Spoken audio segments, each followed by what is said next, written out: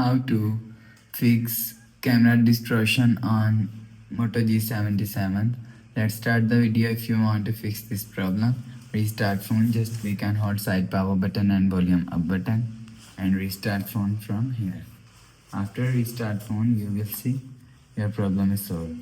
But if it's not solved, so clean camera lens with the help of tissue paper.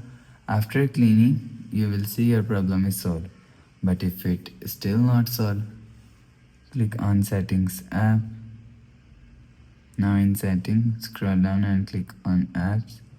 After click on apps, see all apps. Scroll down and click on camera app. After click on camera app, click on storage and cache and click on clear cache. After click on clear cache, go back to home screen.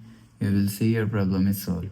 But if it still not solved, again click on settings app, scroll down and click on system and click on system option, reset option, and click on reset all settings. After click on reset all settings, you will see your problem is solved. But if it still not solved, again click on settings app and search software update. You will check your software update is latest.